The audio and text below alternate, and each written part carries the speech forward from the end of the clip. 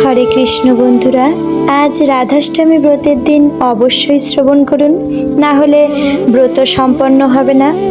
আজকের এই ভিডিওতে আমি পাঠ করব রাধাষ্টমীর ব্রত কথা।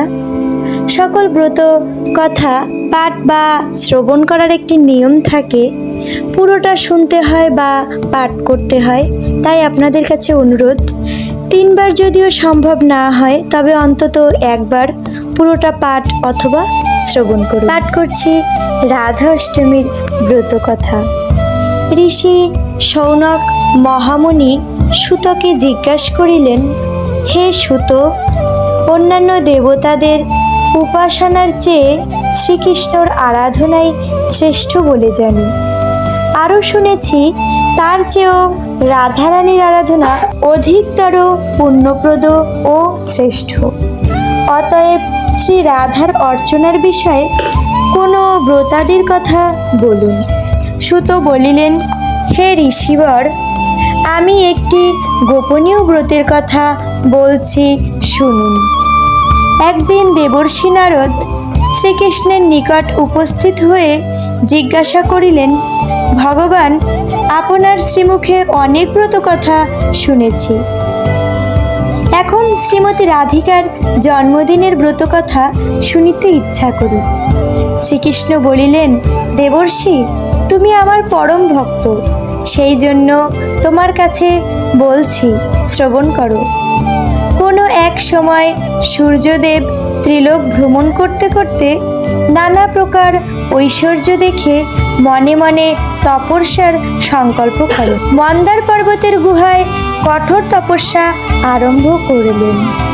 এইভাবে দীর্ঘদিন গত হলো। সূর্যের কঠোর তপস্যা আর পৃথিবী অন্ধকারাচ্ছন্ন থাকায় দেবতারা ভীত হলেন। ইন্দ্র, দেবগণ সহ আমার কাছে এসে সব কথা বলে। আমি বললাম, হে দেবগণ, সূর্য থেকেও তোমাদের কোনো ভয় নাই, তোমরা নিজ নিজ স্থানে যাও, আমি সূর্যদেবকে তপস্যা থেকে নিরস্ত করব। তারপর আমি সূর্যের কাছে গেলাম। সূর্য আমাকে দেখে খুবই আনন্দিত হলেন। তিনি বললেন, হে শ্রীহরি, আপনার দর্শন পেয়ে আমার জন্ম ও তপস্যা সার্থক হলো। যিনি সৃষ্টি স্থিতি সংহারকর্তা ব্রহ্মা বিষ্ণু মহেশ্বর, যাকে সর্বসময় চিন্তা করে, তাকে দর্শন করে আমি ধন্য হলাম। আমি সন্তুষ্ট হয়ে সূর্যকে বললাম, হে দিবাকর, তুমি তপস্যায় সিদ্ধি লাভ করেছ, এখন বর প্রার্থনা করো। তুমি আমার পরম ভক্ত, সেই জন্য তোমাকে আমি দর্শন দিলাম। কথা শুনে সূর্য বললেন, হে প্রভু, আমাকে একটি গুণবতী কন্যার বর দিন। আপনি চিরদিন সেই কন্যাটির বশীভূত থাকিবেন। এছাড়া আমার আর কোনোই ইচ্ছা নেই। আমি তথাস্তু বলে তাকে বললাম, এই ত্রিলোকে আমি একমাত্র শ্রী রাধিকারই বশীভূত। শ্রী রাধা এবং আমাতে কোনো প্রভেদ নাই। আমি পৃথিবীর ভার লাঘবের জন্য বৃন্দাবনে নন্দালয়ে অবতীর্ণ হব।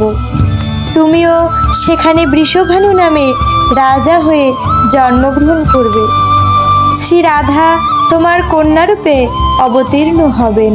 তারপর শ্রীহরি মথুরায় জন্মগ্রহণ করে নন্দালয়ে এলেন। সূর্যদেব বৈশ্যকুলে জন্মগ্রহণ করে বৃষভানু হলেন। গোপকন্যা কীর্তিদার সাথে তার বিবাহ হলো। যথাসময়ে ভাদ্র মাসে শুক্লপক্ষের অষ্টমী তিথিতে বিশাখা নক্ষত্রে কীর্তিদার গর্ভে রাধিকা জন্মগ্রহণ করলেন। গোপীরা আনন্দোৎসবে মেতে উঠল।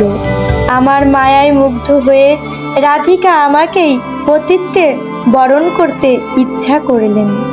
যথাকালে আয়ান ঘোষের সঙ্গে শ্রী রাধার বিবাহ হলো বটে, কিন্তু আমাকে পরম পুরুষ জ্ঞানে আমার সঙ্গে বিবাহ করতে লাগলেন। শ্রী রাধার এই জন্মতিথিতে গন্ধ, পুষ্প, ধূপ, দীপ, নৈবেদ্য ও বসনভূষণ দ্বারা শ্রী রাধার পুজো করে নানা প্রকার মহোৎসব ক্রিয়া কৌতুকাদি করতে হয়। রাধার সখীবৃন্দ, গোপিকাবৃন্দ, কীর্তিদা বৃষভানু প্রভৃতিরও পুজো করতে হয়। তারপর ব্রত কথা শুনে সেই দিন উপবাসী থেকে পরের দিন বৈষ্ণবদের সঙ্গে প্রার্থনা করতে হয়।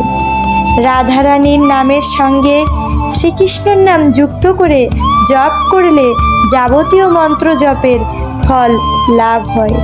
তপ জপে আমার যেমন সন্তোষ জন্মে, একবার রাধা নাম উচ্চারণ করলে তার চেয়ে সহস্র গুণ বেশি আমি সন্তোষ লাভ করি। এই ব্রতের অনুষ্ঠানে সব দুঃখ দূর হয় ও পরম শান্তি লাভ হয়।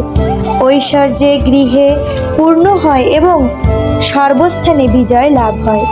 ভক্তের কাছে এই ব্রতের কথা বলিলে সমস্ত অমঙ্গল দূর হয়, কিন্তু ভণ্ড পাষণ্ড ভক্তিহীন নাস্তিকের কাছে প্রকাশ করিলে অমঙ্গল হয়। শ্রীকৃষ্ণের কাছে এ কথা শুনে নারদ মর্তে এই ব্রত প্রচার করিলেন আর নিজেও ব্রত পালন করিলেন। আশা করি ব্রত কথাটি ভালো লেগেছে। যারা রাধাষ্টমী ব্রত পালন করছেন তারা অবশ্যই ব্রত কথাটি পারলে 3 বার শ্রবণ করুন। আর যারা রাধাষ্টমী ব্রত পালন করছে তাদের উদ্দেশ্যে শেয়ার করবেন। সকলেই ভালো থাকুন এই কামনা করে এখানেই আজকের ভিডিওটি শেষ করছি। ধন্যবাদ।